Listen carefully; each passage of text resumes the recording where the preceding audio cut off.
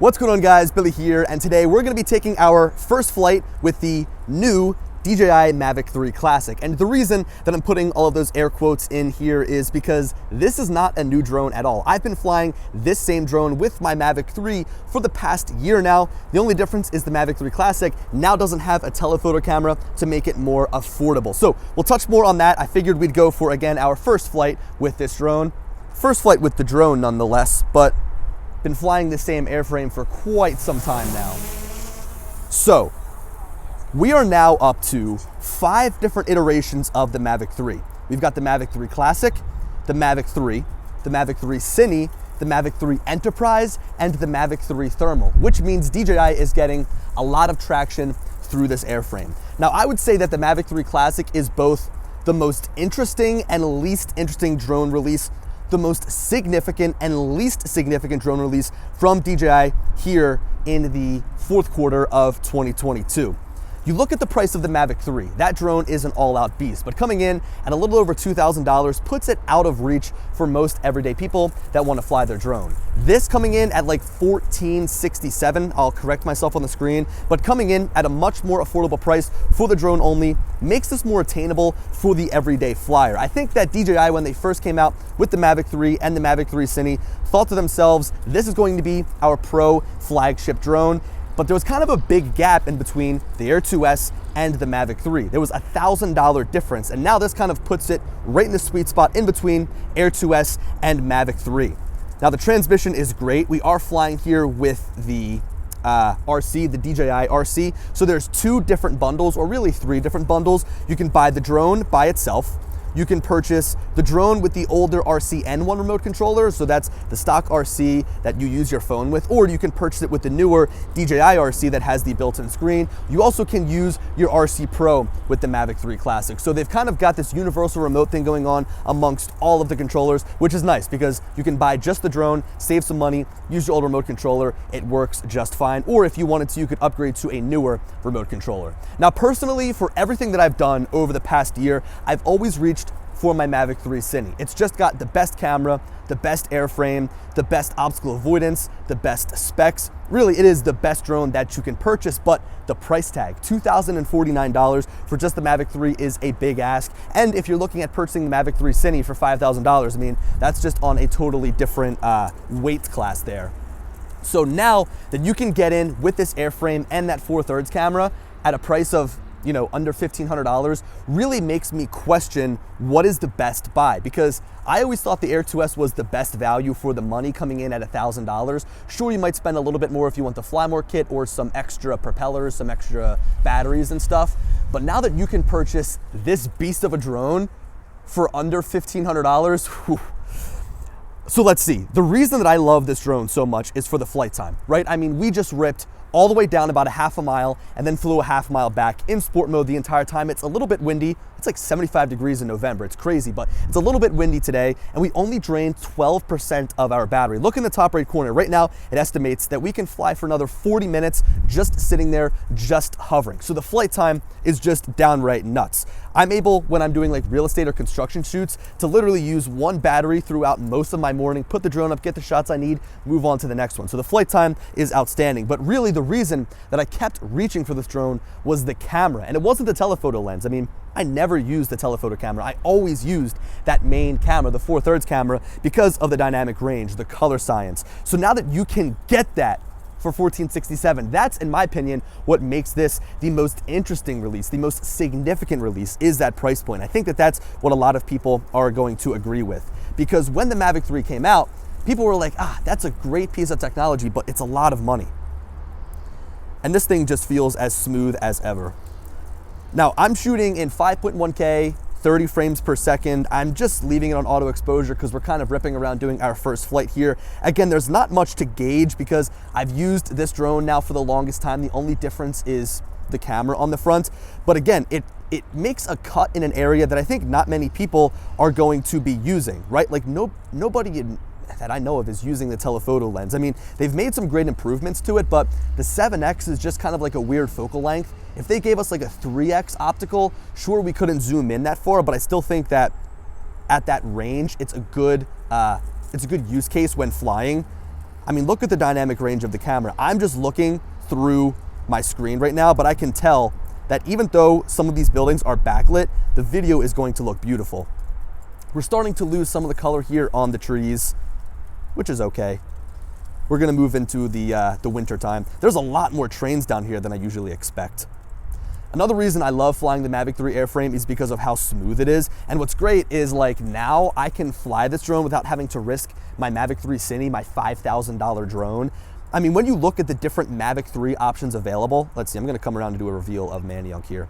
Fly low over the trees. But when you look at the comparison of all of the Mavic 3 drones on the consumer side, from the Classic to the traditional Mavic 3 to the Cine, I've done some tests, I've done some, side-by-side comparisons of H.264, H.265, and ProRes, and that ProRes really isn't the reason that the Cine was kind of, I would say, the choice that I wanted to go with, or the drone that I wanted, but it was the SSD inside. I mean, being able to load that up with a bunch of footage throughout the day and then offload it super fast made my workflow a lot easier. I mean, that's really the biggest reason why I enjoyed the Mavic 3 Cine. Also, right off of the bat, if you wanted the RC Pro, you had to go with the Mavic 3 Cine, so that was kind of like the woes of just purchasing the Mavic 3 when it first came out. But like as of right now, with the release of this drone, the Mavic 3 Classic, I just don't understand how somebody would want to purchase a Mavic 3 over this. I mean, I really wouldn't recommend the Mavic 3 over the Mavic 3 Classic to pretty much anybody at all. And the reasoning is just because of that price point and what you get with it. I mean, $2,049 is a lot of money to spend an extra $500 for just the telephoto camera, for something that, again, I really don't use. And I don't understand how just taking away the telephoto camera makes it $500 less. Like, does it really cost $500 more to put a secondary camera module on there? I don't know. It's just something that I've kind of thought about. All right, let's do a nice reveal up and over the trees here. Beautiful Manayunk here. God, this drone is just so smooth. I'm also kind of surprised that DJI didn't decide to say, hey, let's make the flight time less on this drone. Let's do something to the camera to make it a little bit inferior to the Mavic 3 or the Mavic 3 Cine, just to give those drones that extra oomph. But quite frankly, this drone does everything that those drones do. It just is a little bit less expensive.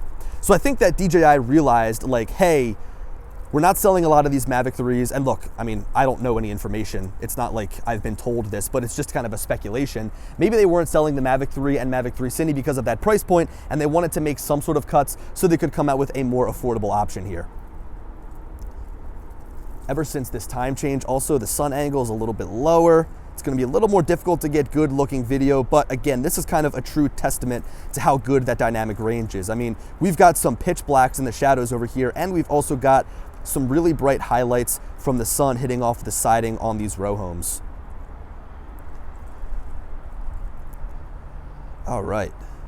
I'll tell you what, the experience with the remote controller, I love flying with the DJI RC. So when you look at the three different options for the Mavic 3 Classic, you have the drone itself, you have the RC N1, and you also have the new DJI RC here. Personally, I'd probably splurge and spend the $1749 for this extra remote controller here, or for the controller with the built-in screen here, just because this experience is so much better than having to use the other controller, use your phone. You've got a micro SD card slot built in right here so that you can screen record, save everything that you need. So personally, I enjoy using the built-in screen controllers, whether it's the RC Pro, whether it's the RC. But again, if you already own a drone that has the RC N1, you want to save that money and just pick up the drone itself, power to you. I mean, that's why I always thought that DJI should have released drones on their own and let people use old controllers, and I'm happy that I'm finally seeing them do that. I mean, it kind of will allow you to eliminate waste. Like, you don't want to continue to just cycle through controllers, use the same controller. And also the designs we have right now are good, so it's not like I'm itching for a new controller design. So it's kind of a good middle spot to be in. Get a nice reveal up and over these trees of the Pencoy Bridge. Yeah, so I went in and I kind of tweaked all of my settings, which with a new update are now more fine-tunable. Is that a word? Fine-tunable. You can now change your gain and expo settings, which is awesome. Kind of a product of using auto exposure. Things start to get blown out when you look down at the ground here. Let's go ahead, we'll flip it back into sport mode and fly on down to that bridge. I mean, look, the Mavic 3 Classic is everything that the Mavic 3 was, except without the telephoto lens. It's everything that you wanted in a drone, from the long flight time to the omnidirectional obstacle avoidance. It's good at handling the wind. Of course, the camera is beautiful. You know, we kind of heard these rumors of the Mavic 3 Classic coming out, and I just found it to be hard to think that they would actually do something like that, release a drone like this, because it would cannibalize the sales of the Mavic 3 and the Mavic 3 Cine. Now, I can understand that if you're working on a professional production set and you need a drone that is able to shoot in ProRes, I mean, there's really no way around picking up the Mavic 3 Cine. But just remember, like, if you're on the fence of which drone to purchase, I mean, right now, if I kind of had to break down the different drones that we have in terms of our options, let me get some shots of the train down here. I'm actually gonna flip it off of auto exposure because I'd like to kind of tweak this a little bit. Also, in the camera here, we have the ability to have our adjustable aperture, which is nice. I also don't have any ND filters for this drone yet, just because it's so new. So what we are able to do is see we can set our shutter speed appropriately, and then we can go and crank our aperture all the way up. So we'll go all the way to f11 to help control our exposure. That looks good right there. Maybe, yeah, f7.1 is okay. It's a little bit dark down there. I might make it a little bit darker. But like, this is another big thing over the Air 2S. So getting back to what I was saying, if I had to choose between all of the different drones that DJI has available right now, and really I'd only recommend a few, like the Mini 3 Pro, the Air 2S, the Mavic 3 Classic. I mean, really those are the three options that I would say people should go with. It makes it hard to justify purchasing the Air 2S, which is hard for me to say because the Air 2S is like my all-time favorite drone. It's the best value, $1,000. You get a 1-inch sensor, 20 megapixels, awesome little drone, super portable. But when you look at now the price point of the Mavic 3 Classic, it's hard not to justify spending a little bit more money and getting so much more drone. I mean, really, you kind of have an option between Mini 3 Pro for a small portable. Oh man, I did not notice I'm going over 400 feet there. I did not notice that.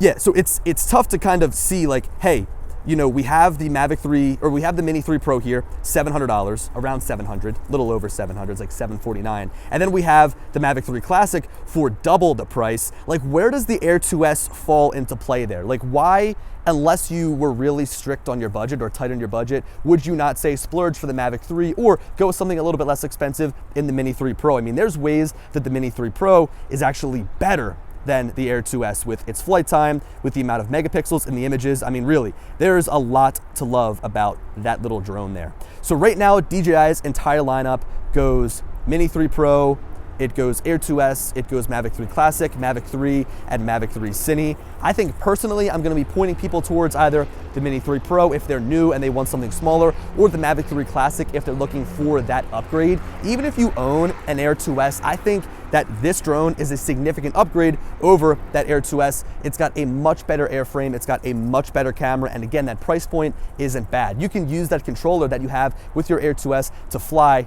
your Mavic 3 Classic. And if you don't want to sell the Air 2S, you could keep that as a backup. So overall, I feel like I don't have to say it, super impressed with the flight performance of the Mavic 3. I've been flying this airframe now for over a year. It's something that hasn't let me down. I always reach for it no matter what. Even when I want to go and shoot like vertical videos, I end up just using my Mavic 3 and then cropping in on the image because the camera, in my opinion, is that much better than the Mini 3 Pro. We are facing a little bit of a headwind here. I mean, in the fall, it's just a little bit more windy, but that's pretty impressive that we're still able to fly at a not full speed, but a nice speed of 26 miles an hour in sport mode. So this is definitely gonna handle the wind better than say a Mini 3 or an Air 2S. In fact, I lost a Mavic Air 2 over the water due to some high winds, which is kind of a bummer. But regardless, this is a much better airframe that's gonna give you much more longevity. You kind of look at how DJI was able to price this drone the way that they did and so low. I mean, they're reusing the same airframe for 5 different drones, so they have the ability to make that price point lower. And I think that some people might be a little bit upset, like, oh, you know, I really like when there's different airframes to choose from. And personally, I think it makes it more fun when you have these different drones to look at, different drones to choose from. You might buy one based on how it looks. I mean, you remember the original Mavic Air and the Spark, how different they looked? And now we just have a lot of the same drones that have the same airframe. But honestly, I can't complain with how good it is, right? Like Mavic 3 Classic, $1469, $79, somewhere around there. Awesome price point, and it's nice and quiet. Here she comes. Alrighty. Woo. So Mavic 3 Classic, in my opinion, the value proposition here is just insane. kind of feel bad for people like myself that own the Mavic 3 and then this came out. When you purchase that drone and then this drone comes out, I almost wish that they released all of these drones at the same time. Give us these options right off of the bat rather than saying, hey, we're gonna release an inferior drone that is, you know, a significantly less price with just one feature gone a year later. But I guess they've been able to make their money back on sales of the Mavic 3. Look, regardless, great drone, great value proposition. If you're interested in the Mavic 3 Classic, I'll leave a link down in the description to pick one up. If you've got an Air 2S, I think it's a great upgrade. If you've got the Mavic 3, don't worry, there's no reason to go picking up this drone, but maybe I'd be a little bit mad because it was released and it's awesome and it's a lower price. Anyway, guys, thank you so much for watching. Let me know your thoughts on the Mavic 3 Classic down in the comment section below. And as always, I'll talk to you later. Peace.